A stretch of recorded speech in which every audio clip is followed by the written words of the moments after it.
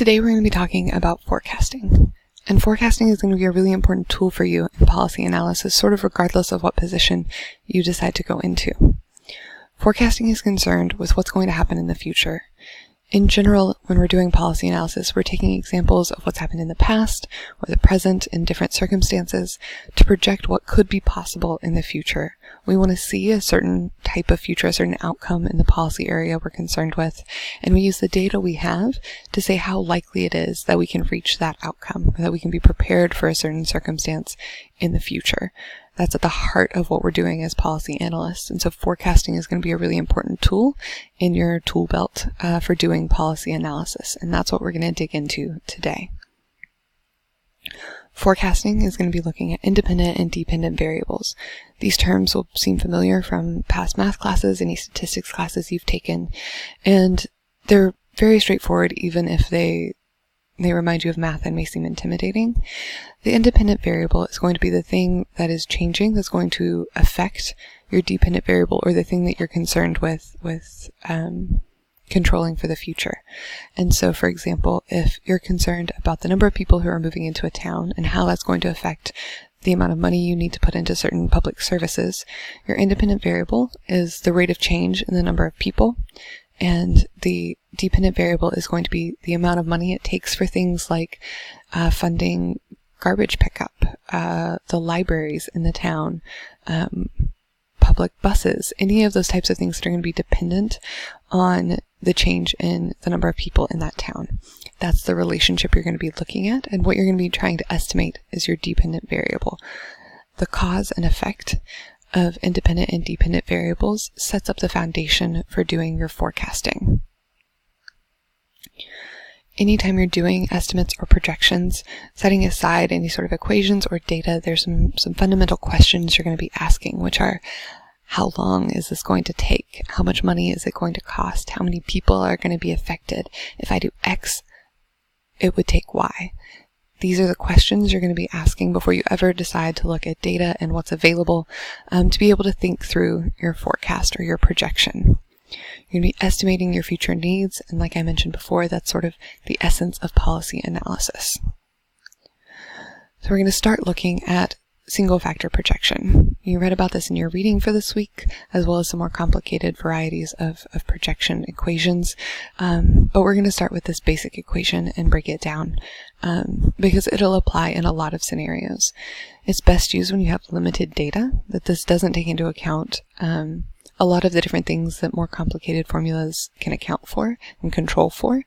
But if you don't have more data, or you don't have the time or the resources to do a more sophisticated projection, the single factor projection is still going to be really helpful in allowing you to do the type of analysis that you'll need. In order to make this easier to understand, we're going to walk through an example, a very simple example to give you the tools you'll need to apply this more broadly. So the policy problem that we're going to look at is that you need to provide sufficient funding for school districts so that the children in those school districts who need individualized education plans, or IEPs, special supports, can receive them. When you approach this problem, you're going to want to start with what are the fundamental questions that you're asking, and what data will you need to know to be able to answer those questions. So you want to know how much funding you're going to need. That's primarily what you're concerned for. And to be able to estimate that, you're going to need to know how many students currently have IEPs.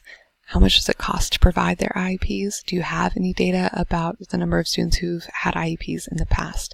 Some pretty basic data points that you should be able to get pretty easily in order to do a projection. So we're going to walk through this with a little more detail. So in this example, you know that there are 85 children that currently have IEPs in a school district, and it costs $187,000 this year to be able to provide the services that they needed. Last year, you know there were 80 students with IEPs. So these are the three data points we talked about needing to know to be able to create some sort of projection. You'll notice the equation for single factor projection from your reading, and this is what we're going to be using to walk through this problem. So we're going to start by needing to identify our R. So we know that we have our original the number of students we're concerned with is 85, so we know that P0 is going to be 85. And it's going to be 1 because we're just looking for next year. So the only variable we need to determine is going to be R, or our rate of change. And so in order to find the rate of change, or R, we need to take the current number of children, subtract the past number of children, and then divide by the past number of children. So you know that you had 85 children this year with an IEP, 80 last year, and you're dividing by that last year number again to get 0.0625. So you know, based on this, that you have an increase of about 6% in the number of students with IEPs from last year to this year. And so you can assume that that is going to be your rate of change moving forward. Single factor projection doesn't take into account whether this relationship is going to change, whether it's an exponential growth, whether it's logarithmic, whether it's cyclical. It just says, if this is the relationship that's happened before, we're going to assume that that relationship is going to happen again. So that's going to be your R. Now you can feed that into the equation. You insert your R, you know you're looking for 1 year into the future, and that you currently have 85 students. And that's going to help you figure out how many students you'll have next year. So you go through this equation, and you'll find out that the result is 90.3. Knowing that we're working with students and you're not going to have about a third of a student, we're going to say that this is 90 students.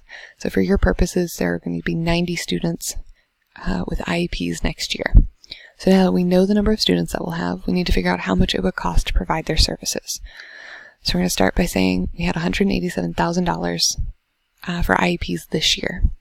We're going to divide that by the 85 students that we currently have to know how much funding is necessary per student. And that gets you $2,200. So it costs $2,200 to provide these services to each student this year. Knowing that, you can start projecting into the future for next year.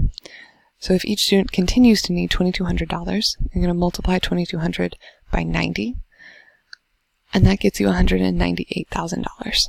So you can see that there's an increase. So you went from $187,000 to $198,000, and that makes sense.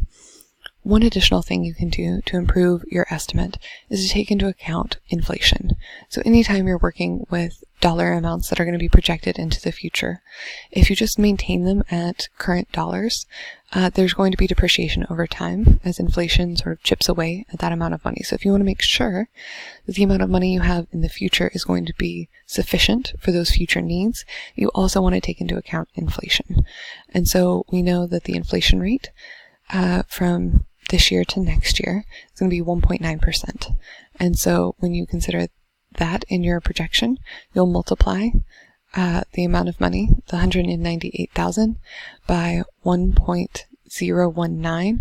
That's keeping the full amount plus 1.9%, and that will give you your full amount. You're going to need about $201,000 next year to provide all of the same services to all the new students that you provided to the students that this year needed IEPs. One thing that single factor projection can't take into account, and that I mentioned before, is changes in the relationship. So it'll be problematic if you're looking for a single factor projection. You're assuming that the trend just continues as it has. So if this was last year, this was this year, the trend continues, that's what it will look next year.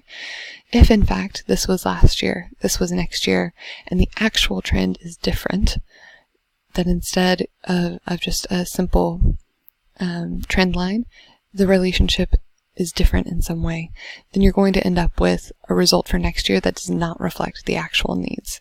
So before you do a single factor projection, you either need to be aware that you're making this assumption, or you need to check on the data that you have available to make sure that the relationship isn't one where there's going to be an exponential increase, an exponential decrease, whether it's cyclical or not, so that you know whether the result it is reasonable to assume is just going to continue on as it has been going.